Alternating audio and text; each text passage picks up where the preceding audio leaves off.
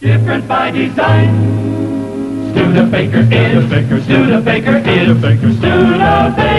is. We are merely conducting an exacting test of our cars. These were the words that Barney Roos stated just ahead of the 1932 Indianapolis 500. Now mind you, Studebaker was fielding a 5-car team at the 1932 race, and this seemed a bit disingenuous. I mean, let's be honest. Studebaker did not put together these cars without hopes of being competitive and possibly winning the race. But by the same time, Studebaker made it clear that these cars were just basically stock-based automobiles. 85% stock, they stated. And I think he was probably guilty of managing expectations, doing a little gamesmanship, and also probably with a wink and a nod to all the reporters standing in the room. Well, Studebaker had a very brief formal association with the Indianapolis 500, but yet the company's history at that event dates over several decades. In fact, the first appearance of a quote-unquote Studebaker branded car at the 500 was in 1924, and then that year Earl Cooper piloted his number 8 Studebaker Special to second place overall. Now, this car, really the only Studebaker part of it is the decal right there on the side. Much like if you watch NASCAR today, you know that Mountain Dew did not actually build the Mountain Dew branded race car. It's a very similar association with this period of Indianapolis 500 racing. The formula for competitors at this time favored very small, very high output engines, I think what was the limit on there was like just over a liter, and these were supercharged automobiles, very specialized. You pretty much were running a Miller or a Duesenberg engine with several different chassis, but these bore absolutely no resemblance to anything you could buy off an assembly line anywhere. And such was the race for much of the time up until the 1930 season. Now, an actual Studebaker powered automobile, which would lead significantly to Studebaker's participation, debuted in 1928, and that was the new model FA President. Studebaker had hired a new chief engineer in 1926, the aforementioned Barney Roos, and he set about designing a whole new series of power plants for Studebaker. In particular, it was the President's straight 8 engine. The straight 8, as its name implies, 8 cylinders, all lined up one after the other. Initially, this engine displaced 313 cubic inches, but was soon up to 337 cubic inches, and as you may have guessed from the advertisement here, it powered the Studebaker President series, which was the top of Studebaker's model lineup. This particular engine had a number of features that lent itself well to long-distance racing. In particular, it had very stout lower end, it had full-pressure lubrication, and was built with enough care and attention to detail that it could survive many long endurance stretches. In fact, in 1928, Studebaker President set a new record on an Atlantic City speed track, completing 30,000 miles in just over 26,000 minutes. If you pencil out the math on there, 26,000 minutes is just under 3 weeks, and the speed was about 60, I think we calculated 67 miles per hour. So for 3 weeks straight, it circled the track, going around at 67 miles an hour with no mechanical breakdowns recorded. So you see here, this is the, not known for being a lightweight engine, but no engines at that time could be accused of that. As we see the President's straight 8 engine, just a massive chunk of cast iron, but again, very well designed, very well put together by Studebaker engineers and craftsmen. In 1929, Studebaker was invited to pace the Indianapolis 500.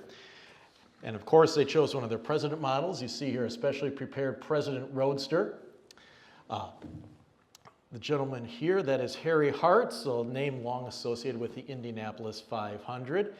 And now throughout the day, throughout the talk here, just to keep you guys on your toes here, I'm going to pepper out a few questions here, and if anyone can answer that, you can win a prize distributed by our lovely prize assistant, Lauren, in the background. So we've already established this is Harry Hart, so I've just told you this is a Studebaker. Can anyone identify the Hollywood actress who is seated behind the wheel? Oh, we have a winner over here, Mr. Newman. Yes, that is Anita Page. And Lauren will come around with the prize package here shortly. Please select one. And you get your pick of the litter here, Jeff. Way to be on top of things.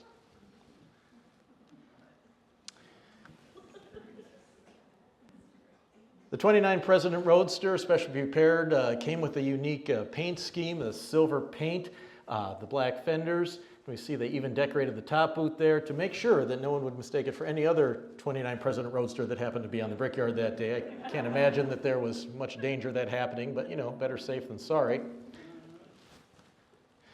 As well as some Studebaker's other official automobiles that were down there for the race. Again, a series of presidents. Apparently, Studebaker received several inquiries about, can I get one of these cars, or possibly the pace car? And so they commissioned a series of tribute pace cars here. They built 30 29 President pace car clones, if you will, that were retailed to the general public. And that kind of, we haven't really determined this for absolute certain, but we believe this is the first time that you could buy like the pace car replica, which has of course become just the craze today. It seems like I just saw one of the Corvette pace car tributes, replicas, whatever you want to call them. Special editions, that's probably the best way to term that, so the local dealers don't get upset with me. But they only built 30 of these cars, and actually I believe Rex's house, Jeff, do you know how he's going on the restoration on that 29? Yeah, one of those still survives and is undergoing restoration by Rex Miltenberger, a Studebaker collector up in Niles, Michigan. See, we fast forward to the race. How many of you have been at the 500? How many of you have been down to see a race?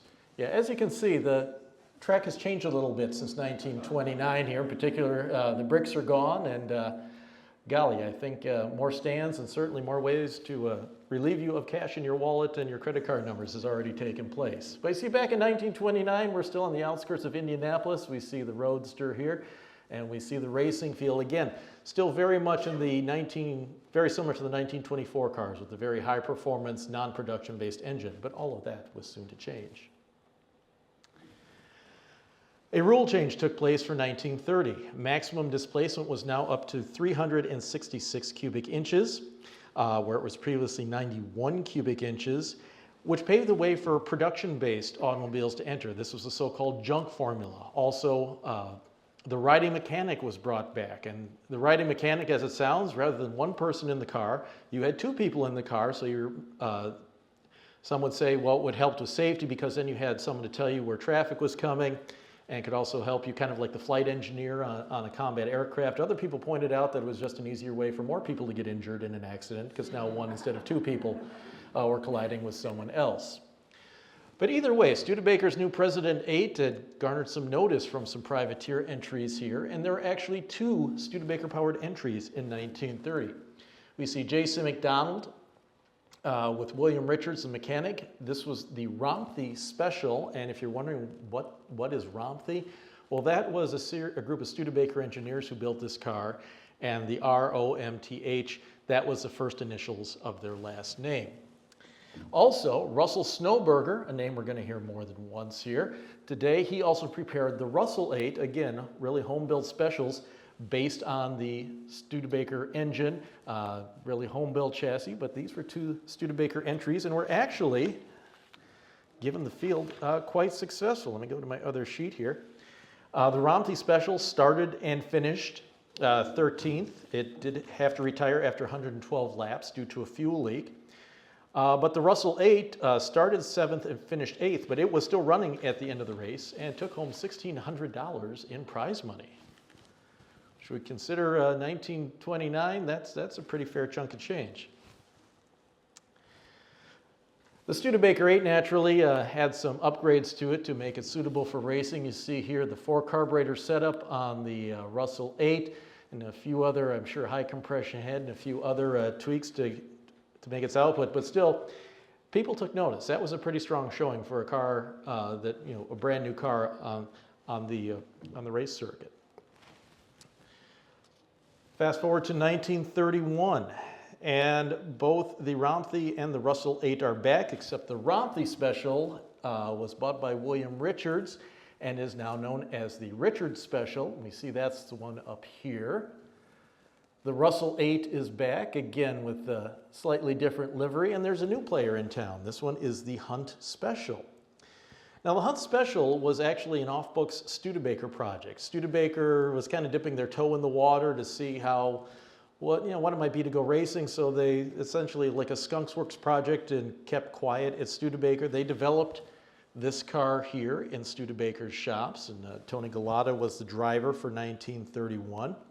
The chassis was made by Herman Rigling in Indianapolis, but power again came from Studebaker's 337 cubic inch straight 8 engine, which received an upgrade for 1931. It now had 9 main bearings instead of the previous 5. Again, a great endurance factor when you were trying to compete a very competitive 500-mile race.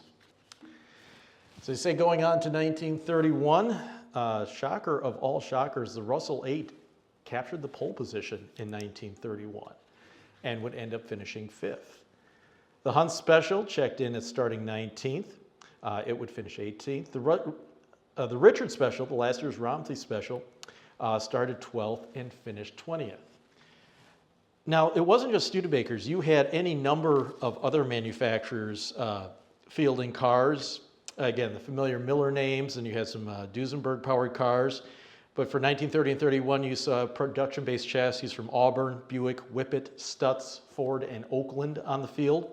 The power plants, again, Buick, Stutz, and Oakland, but you also saw some Chrysler-powered cars as well as some Lycoming engines, and Lycoming was supplying engines to Auburn at that time. And in the familiar names, but very much unseen in the United States, outside of Indianapolis, there were 2 Maseratis and a Mercedes chassis special competing in 1930 and into 1931.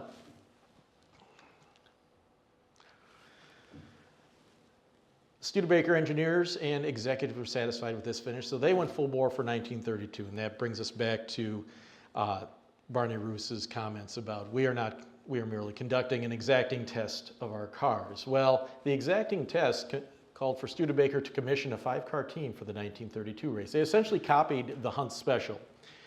The Hunt Special, as you mentioned, the chassis was purchased from Rigling in Indianapolis, as was the coachwork. You'll see the coachwork, a lot of these look pretty similar from the Studebaker Specials to the other cars. But of course, they had Studebaker components through and through. The engine, as we mentioned, from the Studebaker President. The rear axle was sourced from the I believe it was a 1929 Commander special high-speed axle. The brakes were lifted from the Studebaker 6. Now, that may seem odd. Why did you take the brakes from the smallest car when you have the engine from the biggest car? That might seem to not be congruous. But at Indy, you didn't really use the brakes that much. That was there to slow down going into the pits. You were going flat out. You tried to find your groove. And as guys who have owned these cars in later years have found, it's great for Indianapolis. It's terrible on every other driving instance you care to name. Like example, road courses, say the 1,000-mile Colorado Grand going through the Colorado Rockies.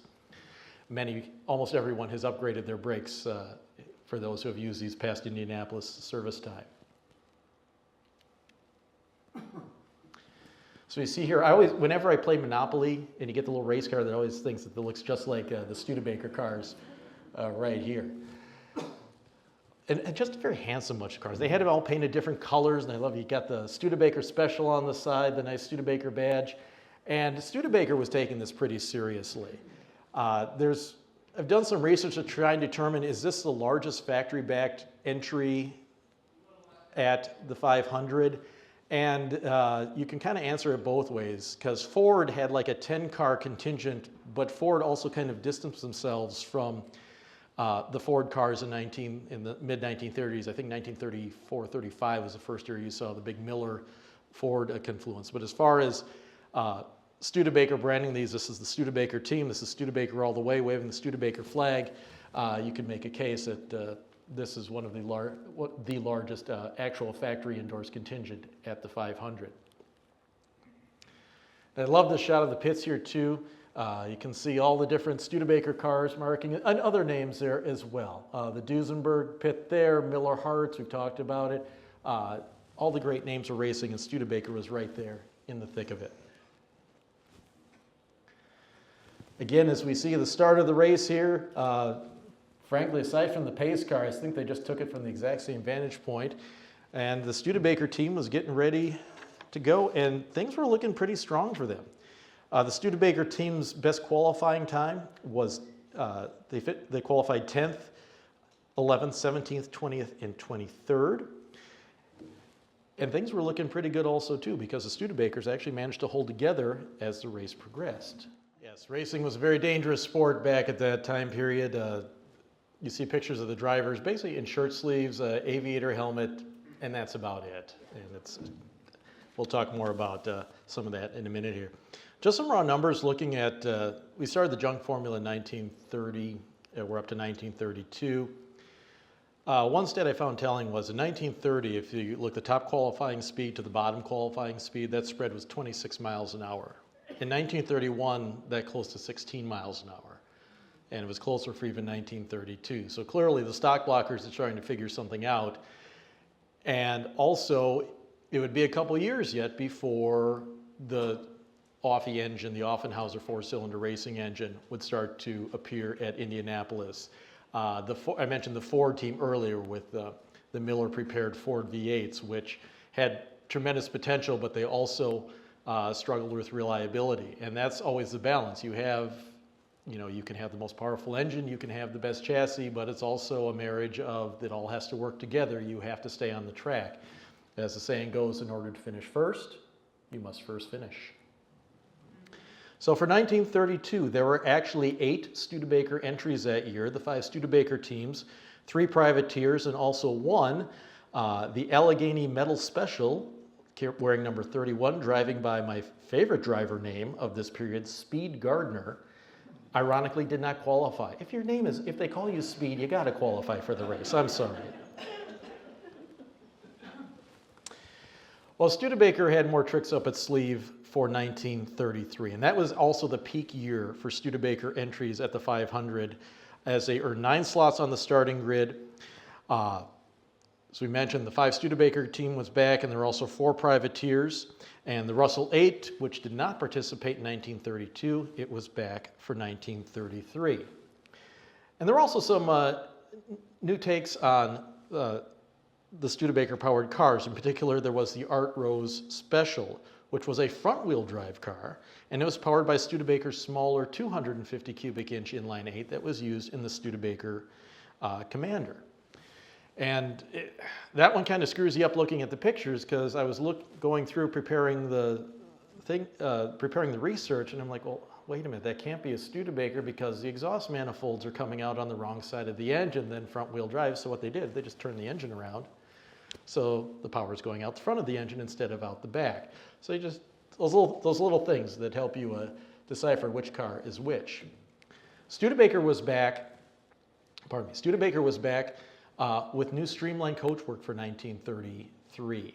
They actually took these models up to the University of Michigan's wind tunnel and determined that, well, with more full enveloping bodywork, they would be able to pick up some speed advantage.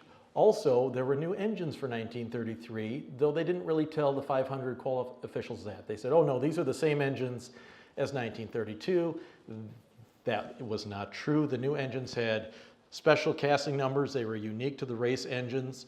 They had little tweaks like a special boss for mounting the magneto and a few other tweaks, special cylinder heads, special camshaft, and they really upped the power, I think it was about 10 or 15% over the race engines for 1932. So Studebaker definitely had some tricks up its sleeve for the 1933 race. In fact, if you look at the qualifying time, or the qualifying speeds, the average of the 5 Studebaker team cars for 32 was 110.7 miles an hour. For 1933, the average speed was up to 112.2 miles per hour. So clearly, the company was onto something.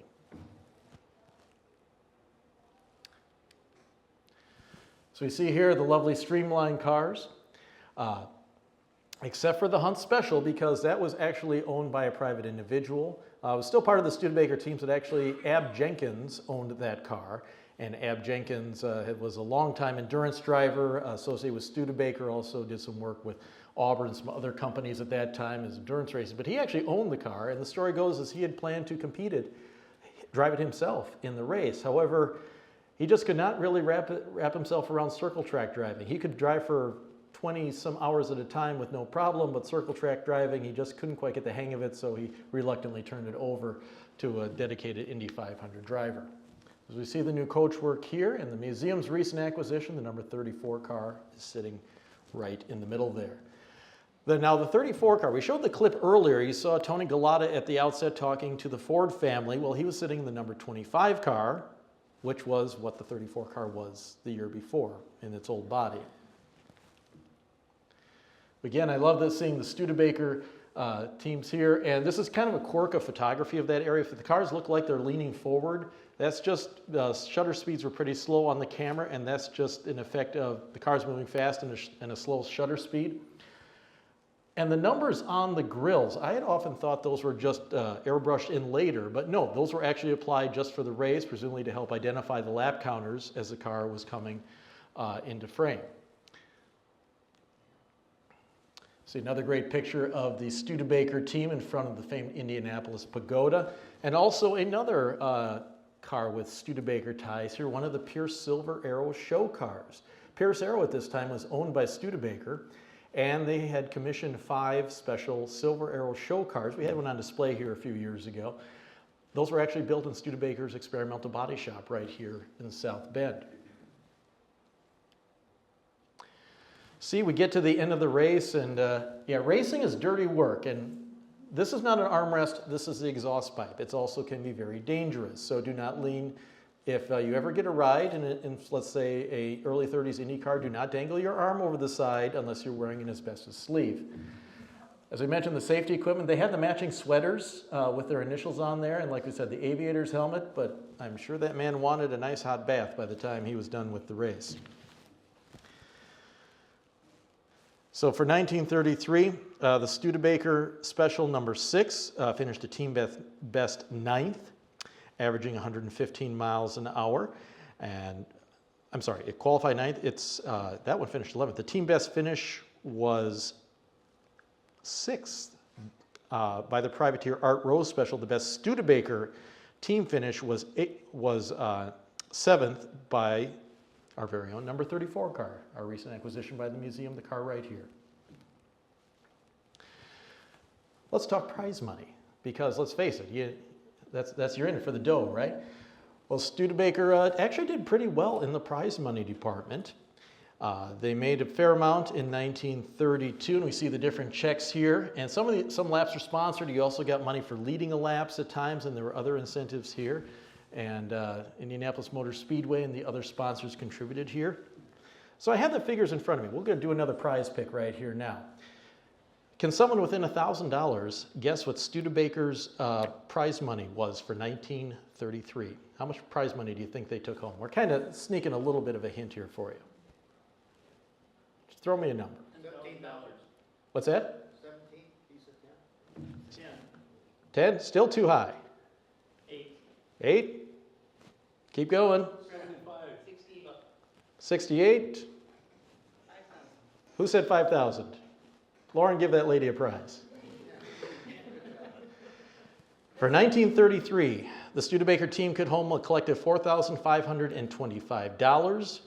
And this is kind of where the effects of the Great Depression are coming into play. In 1932, for example, the top Studebaker finisher, 3rd place, with the number 22 car, took home $7,000. Well, the money was cut down pretty good for 1933 as they cut the prize money kind of almost by a factor in half, if not more than that. The team took home $11,000 in 1932. Collectively, the team, as we mentioned, just under $5,000 in 1933. The 2-year total, $15,950. Again, for Depression money, and the Studebaker didn't invest a whole lot into the race, this was a pretty lucrative process here. Of course, Studebaker did not waste any time advertising their triumphs at the 500. We see 7 of the first 12 winners at Indianapolis were Studebakers. And I love the slogan, from the Speedway comes their stamina, from the Skyway comes their style. And Studebaker hung their hat on that slogan for much of the mid-1930s. And the little car circling the track and the airplane logo, they actually used that off and on up through 1947. Which is a bit ironic considering that 1933 was the last year Studebaker entered a factory-backed team at the race. Yeah? That picture in front of the administration building? It is, yes. That is right on the steps in front of the administration building. Yeah, I'm trying to remember if that's the side door or the front door. I can tell you that one of our life trustees has that thermometer. So again, notice the advertising for the 1933, the post-race advertising. After Studebaker was going into receivership, they were actually in receivership by the time the race came around. The only reason Studebaker still competed was because the race had been bought and paid for already. The cars were built, everything was there, and they were instructed to kind of operate things on a shoestring. Don't spend any more money than you have to. But they were still going racing, and they advertised the heck out of that. As you mentioned, 7 of the first 12 winners. 50% of the cars that finished in the Indianapolis race were Studebaker powered, in part because 1933 was one of the most catastrophic races on record. I believe there were 3 driver fatalities that year, and there were, I want to say, about only just under 20 cars. Doing the math, I think it was 13 or 14 cars were still on the lead lap when the race was concluded. Still, Studebaker tried to capitalize on their success. Studebaker offered a crate racing engine based on the same 250 cubic inch straight 8 that powered the Art Rose Special. I would love to find one of these strapped to a skid somewhere in a shed around South Bend, but I believe no examples are known to exist. But apparently there was such demand that Studebaker, you could go to your Studebaker parts dealer and order an Indianapolis engine through much of 1934. Now, 1933 was the last year for Studebaker corporate power, but not the last year for Studebaker power at the 500, because in 1934 you had 4 entries at the race, in particular the Roy Scott Special up here. Doc McKenzie was back with the Cresco Special this year, and the Schrader Special, I believe this was the former Art Rose Special, because it's got the exhaust coming out the left side and it's a front driver. And we also had Russell Snowberger with a new updated Russell 8 for 1934. And I gotta hand it to Russell Snowberger. That guy knew what he was doing, because he, by himself, actually was probably the most successful of the Studebaker powered entries at the 500. He captured the pole in 1931. With his new mount, he had 8th place finish in 1933. He finished 9th in 1934. He was still running that car in 1935 when he actually barely qualified. He started 30th out of 33 cars and managed a 22nd place finish after retiring with, it says here, a spring problem, and took home $415 in prize money. And this quartet of cars is what you would see competing at the 500 through the rest of the 1930s with different sponsors, different liveries. But these people were carrying the fire here for Studebaker until 1937, when suddenly this Sobonite Plastic Special, driven by Louis Tomei. And Louis Tomei is an interesting character in driving. You notice his helmet is kind of not straight on his head. That was his trademark. He always had his helmet just a little bit cocked to one side. And drivers love to have their own trademark, so you can see immediately, down the track, oh, the helmet's tilted, that must be Louis. Again, one of the great characters of the Indianapolis 500. This is actually the number 22 car from 1932, one of the Studebaker cars, and it was the number 6 car in 1933, and it made another appearance in 1937, as we mentioned, the Sobonite Plastic Special. Actually did very well. It started 18th and finished 10th. And again, this was, by 1937, this was a 6-year-old race car. And it's amazing that, again, the Studebakers had a pretty good reputation for they could keep enough speed and they could hold together to win the race, or at least finish. The final Studebaker-powered entry at Indianapolis came in 1939 with Ira Hall in the Greenfield Super Service Special. And many repeated attempts. He finally punched through with that. Let me turn the page here to get my data correct.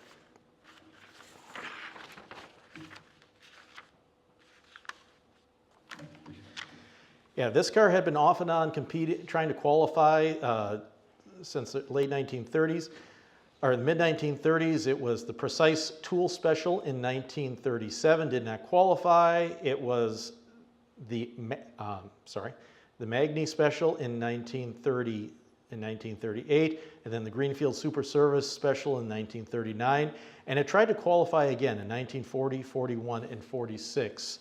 But this was the last car to actually race at the 500 with Studebaker power.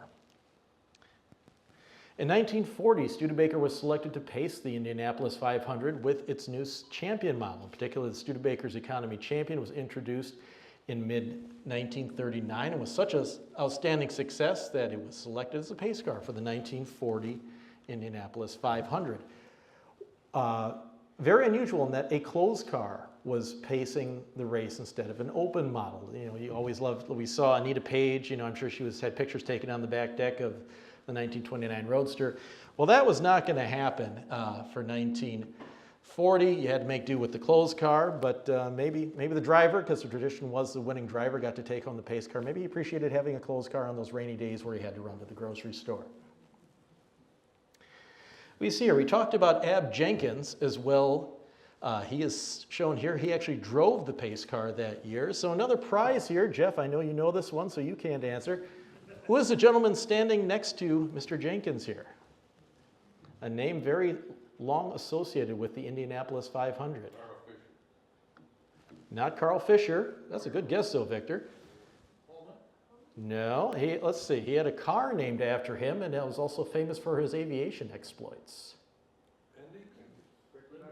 Oh, who said Rickenbacker? Right here. Lauren, can we get this man a prize here? Eddie Rickenbacker.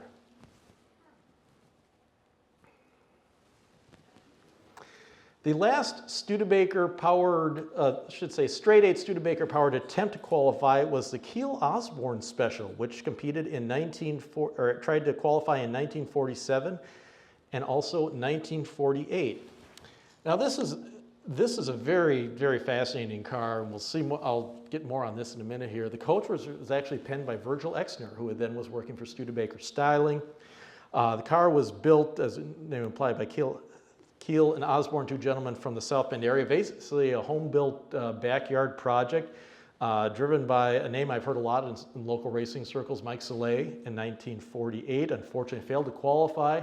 And for my money, that's one of the most attractive race cars I've ever seen from this period. Just a true stunning example. And we'll touch more on that car in a minute. But that was 1948, the final year for straight-eight power, attempting to qualify at Indy. Well, 1952, Studebaker is celebrating its centennial, and they are once again selected to pace the Indianapolis 500. And this was a grand celebration that really, Studebaker did not spare any expense that year for celebrating 100 years in business. We see a 1952 State Commander convertible was selected to pace the race. You see, the drivers actually autographed the car in different places. And I believe there were 4 cars that were sent down. They had a couple other official cars and also a pace car and also a backup in case anything would have happened to the car. And that is Studebaker executive Paul Peterson. See, getting ready to lead the race there. And I have people ask, it's like, so the car was really robin's egg blue with red interior? Yes, it was. Apparently that was an attractive color combination back in 1952. I think it was my wife who first asked me if that was really the color of the car, and yes, it was, and she assured me we would not be getting a car in that color. Studebaker also emptied out the corporate museum and did a whole parade of Studebaker's historic vehicles, some of which you will see right here at the Studebaker National Museum. See here we have the Centennial Wagon. It's just around the corner from us in the gallery here. President Grant's carriage with a gentleman that's not actually President Grant. He was dead now, but this is a impersonator there representing Grant. Complete. I don't know if you can see it, but he's chomping on a cigar there as he's going around for the photo opportunity. Also had a dedicated Studebaker tent with even your genuine Studebaker boxed lunch.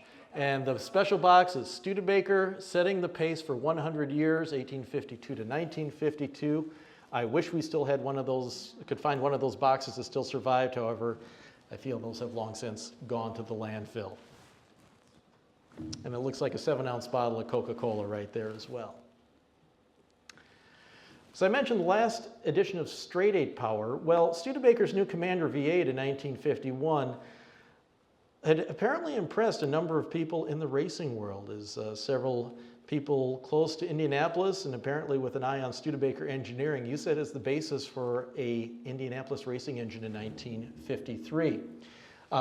J.C. Agajanian, a legendary name in racing circles, used that to build a dual overhead cam Studebaker V8. And by all accounts, who people have said the engine was incredibly powerful, and Studebaker engines are noted, let's be honest, for being fairly reliable but also very heavy. Well, the very stout bottom end on the Studebaker V8 made it ideal for supporting all the mass and the gears and everything else that you needed for the overhead cam unit. They did some other reinforcements to the block. Unfortunately, they had to extend the crankshaft snout to accommodate the starter. So rather than machining a new crankshaft, they welded a piece onto the end to accommodate the starter, and they went to start the car.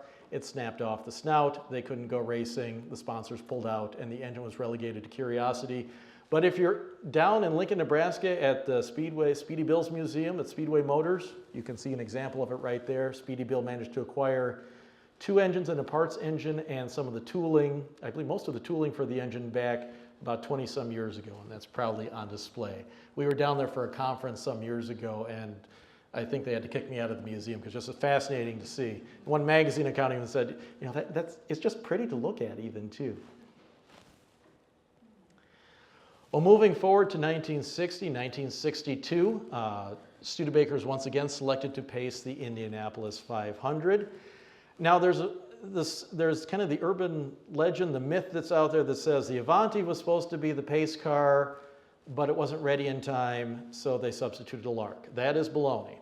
The Lark was always intended to be the pace car. It was selected back in fall. This publicity picture here, we see Sherwood Egbert right there, Charlie Stewart, local Indianapolis dealer. The cars were actually retailed through his dealership.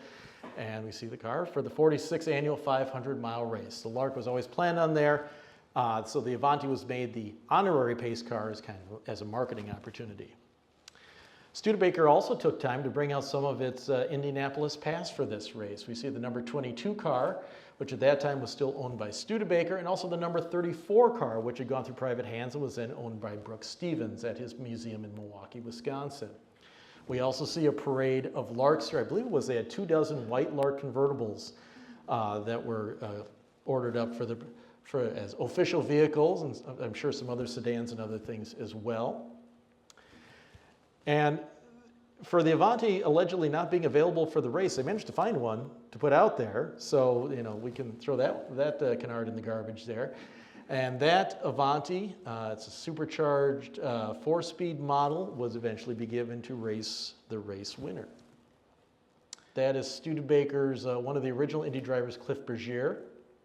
And it's a challenge really for Studebaker engineers to get the number 22 car going again because it had sat for a while, but Sherwood Egbert insisted that it not only just run, but it be able to achieve its original 1932 speeds. And Studebaker engineer E.T. Reynolds wrote a very fascinating article for one of the period magazines talking about what they had to do to recommission the car, particularly finding out that you could no longer get bearings for that engine, which had been out of production since 1933, but they found apparently, was it Pierce fire engines, the Pierce straight eights and the Studebaker straight eights are very similar. They were able to adapt main bearings from that engine to use in the Studebaker Indy car. Okay, Lauren? How are we doing on prizes? Do we have prizes left? All right, who can tell me who won the 1962 Indianapolis 500? All right, Mr. Dave, right down here. Who did he say? Roger Ward. Yeah. Oh, Dave wouldn't lie to us, trust me, we knew he had it right. So now, some more footage of the 1962 Indianapolis 500. I believe that is Connie Hines, the co-star of the Mr. Ed show. Mr. Ed did not actually make the trip, apparently. And now we see the parade of Lark convertibles. 4 cars were possibles for the pace car. None of those are known to survive. I believe 1.5, maybe, of the official cars that we see here are known to exist. I know at least one of them came back to South Bend and was retailed locally, and I'm sure they just painted over the lettering or stripped it off and to make the sale here. But if anyone saw a nice white convertible with the blue or red interior running around South Bend in the early 60s, that may have been one of the official cars.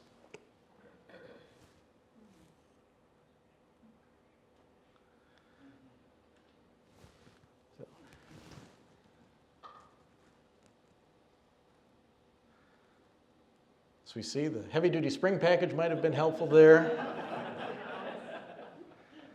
Thankfully, it's a very smooth track and you're not going to bottom out anytime soon.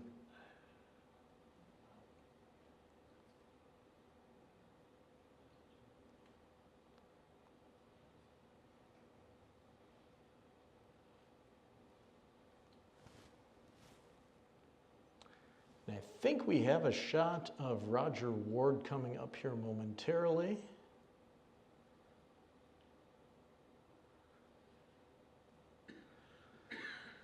And I see all these guys with cameras out there, and I'm like, where did all those photographs go? There's Roger Ward, and that is Studebaker executive Louis Minkle there. Well, apparently Roger Ward is from Texas, and they had given him a supercharged Vani. Of course, you want the race, a race car driver to have certainly their most potent product, but you couldn't get the supercharger with the air conditioning. So apparently he wrote Studebaker after a couple months and said, is there any way I could trade this car in for one with air conditioning? Which they were more than happy to oblige.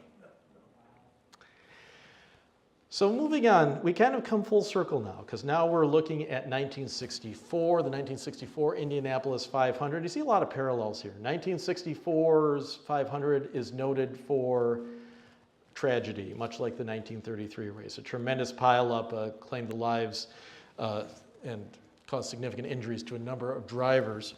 But for the 1964 race, Studebaker was back to essentially sponsoring cars. You mentioned the only Studebaker parts on the car are the decals. We see Jim McElreath with a Curtis Novi over here. He ended up finishing 21st. And Bobby Unser over here, very young looking Bobby Unser, he finished 32nd out of 33 with the Ferguson Novi engine here. And these are on the auspices of Andy Granatelli and the STP. Granatelli was president of STP at that time. And of course, the man was known as Mr. 500. And was very eager to get down there. And Studebaker President Sherwood Egbert was a big fan of the race. Even though he was not president of Studebaker anymore at the time the 64 500 came around, he was down there, he was cheering on the team, and was very enthusiastic about the project. Of course, the Novi V8s, so much potential, and yet so many times came this close to winning and just had silly things like a 97-cent washer or seal that failed one year. The Ferguson chassis had four-wheel drive, which was great for handling, but they were incredibly heavy and they just could not put it together, and unfortunately never did record a checkered flag.